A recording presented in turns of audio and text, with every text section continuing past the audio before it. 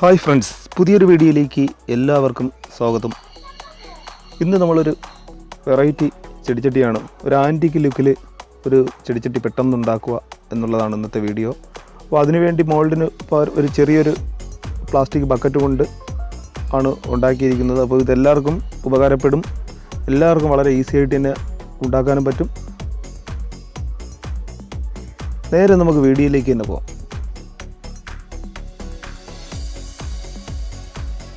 അപ്പോൾ അതിനുവേണ്ടി ആദ്യം 2 പ്ലാസ്റ്റിക് ബോട്ടിലുകൾ എടുത്തിട്ടുണ്ട്, ഒരു വലുതും ഒരു ചെറുതും. അപ്പം ആദ്യം എടുത്ത വലുതിനകത്ത് നമുക്ക് ഓയിൽ ഒഴിച്ചു കൊടുക്കാം. ഓയിൽ എല്ലാ സൈഡും അക സൈഡ് മൊത്തം തേച്ചിട്ട് ചെറുതിൻ്റെ പുറ സൈഡ് മൊത്തം സൈഡിലും ഓയിൽ ആഡ് ചെയ്ത് കൊടുക്കാം. അപ്പോൾ ഓയിലിന് വേണ്ടി പഴയ വണ്ടിയുടെയൊക്കെ എൻജിൻ ഓയിലാണ് ഞാൻ എടുത്തേക്കുന്നത്. അത് കഴിഞ്ഞിട്ട് പിന്നെ സിമൻറ്റും മണലും എടുത്തേക്കുന്നത് സിമൻറ്റ് 1 മണൽ 1 എന്ന അളവിൽ തന്നെയാണ് എടുത്തേക്കുന്നത്. ഇനി നമുക്ക് സിമൻറ്റ് മിക്സ് ചെയ്യപ്പോൾ വെള്ളം വളരെ കുറച്ച് മാത്രം, ഏകദേശം ചെറിയൊരു നനവ് മാത്രം മതി. ആ ഒരു രീതിയിൽ സിമൻറ്റ് മിക്സ് ചെയ്തെടുക്കുക. എന്നിട്ട് ചെറിയ ബോട്ടിൽ ആ വലിയ ബോട്ടിലിനകത്ത് വെച്ചിട്ട് കറക്റ്റ് എല്ലാ സൈഡിലെയും കനം നോക്കി വെച്ചിട്ട് കൈ കൊണ്ട് തന്നെ വാരി നിറയ്ക്കാം. അപ്പോൾ അതിനുള്ള ഈർപ്പം മാത്രം മതി.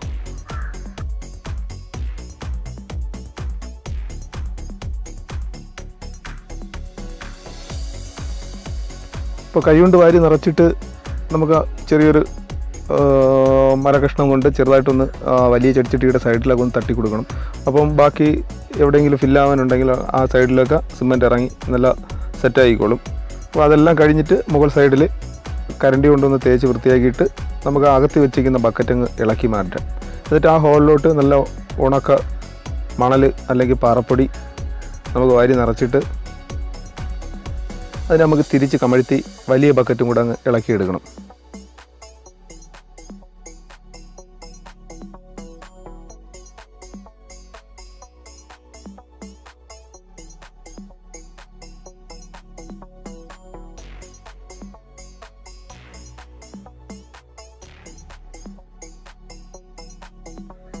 ഇപ്പോൾ ഇളക്കിയെടുക്കാൻ ചിലപ്പം ചെറിയ ബക്കറ്റായതുകൊണ്ട് പെട്ടെന്ന് ഇളകി വരത്തില്ല. അപ്പം ചെറിയ ഒരു മരക്കഷ്ണം കൊണ്ട് ചെറുതായിട്ടൊന്ന് തട്ടിക്കൊടുത്താൽ മതി, സുഖമായിട്ട് ഇളകി വരും.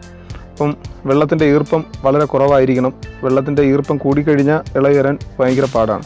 അത് കഴിഞ്ഞിട്ട് പിന്നെ നമുക്കൊരു ഫൈബർ ഷീറ്റാണ് വേണ്ടത്. നമുക്ക് താഴത്തെ ഒരു റൗണ്ട് പിടിക്കാനാണ്. ആ റൗണ്ടിന് ഒരു ഫൈബർ ഷീറ്റ് ഞാൻ റൗണ്ടിന് കട്ട് ചെയ്തെടുത്തിട്ട് അതിന് ടേപ്പ് വെച്ച് ഒട്ടിച്ച് താഴത്തെ വട്ടത്തിന് എത്ര കനം വേണോ ആ ഒരു കനത്തിന് നിങ്ങൾ എടുക്കുക. എന്നിട്ട് അതിനകത്തും കൂടെ സിമൻറ്റ് നമുക്ക് കൈകൊണ്ട് തന്നെ വാരി എല്ലാ സൈഡിലെയും കനം കറക്റ്റ് പിടിച്ച് വെച്ച് അതിനകത്തും കൂടെ നിറച്ചെടുക്കാം.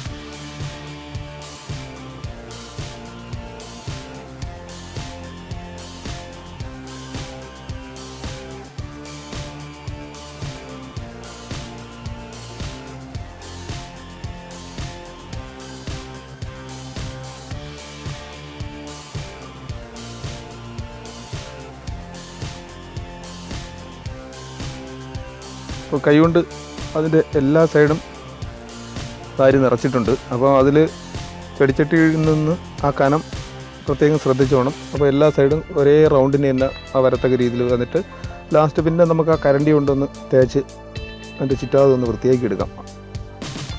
അപ്പോൾ അത് വൃത്തിയാക്കിയിട്ട് ഏകദേശം ഒരു 2 മണിക്കൂർ കഴിഞ്ഞതിന് ശേഷം 2-3 മണിക്കൂർ കഴിഞ്ഞിട്ട് നമുക്കതിനെ ഒന്ന് ഇളക്കിയെടുക്കാം. താഴത്തെ റൗണ്ടിനെയും കൂടെ അങ്ങ് ഇളക്കി മാറ്റാം. അപ്പോൾ ഇളക്കി മാറ്റിയിട്ട് നമുക്കതിൽ സ്ക്രാച്ചൊക്കെ കൊടുക്കാനുള്ളതാണ്. അപ്പം ചെറിയ ഒരു കരണ്ടി കൊണ്ടോ അല്ലെങ്കിൽ കത്തി ഉപയോഗിച്ച് തന്നെ സ്ക്രാച്ച് ചെയ്യാം.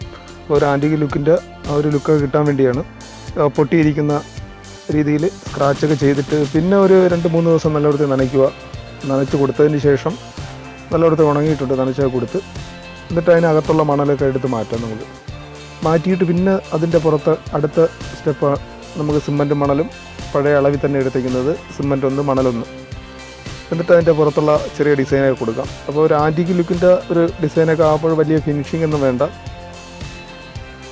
അപ്പോൾ ഞാൻ കൊടുത്തേക്കുന്ന ഡിസൈൻ ആ പേപ്പർ വെട്ടിയിട്ട് തന്നെ അതുമൊന്ന് മാർക്ക് ചെയ്ത് അതേ കണക്കൊന്ന് കട്ട് ചെയ്തെടുക്കുക എല്ലാ സൈഡും.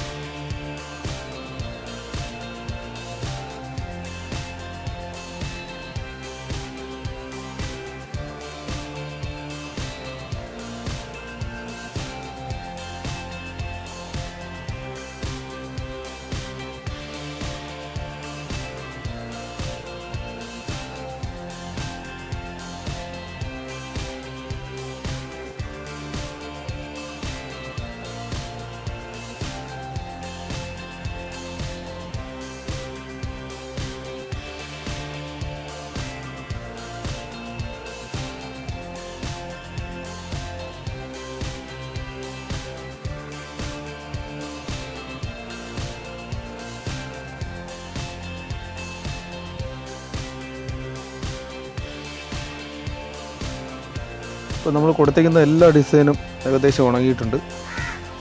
അപ്പം നല്ലവണ്ണം നനച്ചു കൊടുത്ത് തന്നെ ഉണക്കിയെടുക്കുക. അത് കഴിഞ്ഞിട്ട് വേണം നമുക്ക് കളർ കൊടുക്കാൻ പറ്റുള്ളൂ. അപ്പം കളറിന് വേണ്ടി എടുത്തേക്കുന്ന എല്ലാ പെയിൻറ്റും ആക്രിലിക്കിൻ്റെ കളർ തന്നെയാണ്.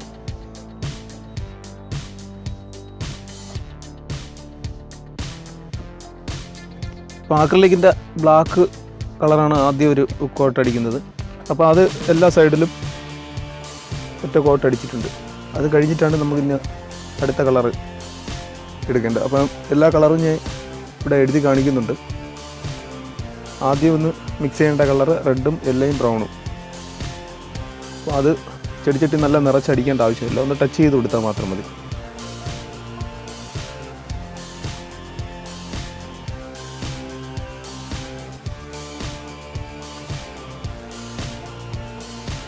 അപ്പോൾ അത് കഴിഞ്ഞിട്ടുള്ളത് ഇനി നമുക്ക് ബ്രൗൺ കളറാണ്. അപ്പോൾ അത് നമുക്ക് ആ ഡോറ് കാണിക്കുന്ന ആ ഒരു ഭാഗത്തിൻ്റെ അകത്തും ആ ജനൽ ഭാഗത്തും അതും കൂടെ ബ്രൗൺ അടിച്ചു കൊടുക്കുക.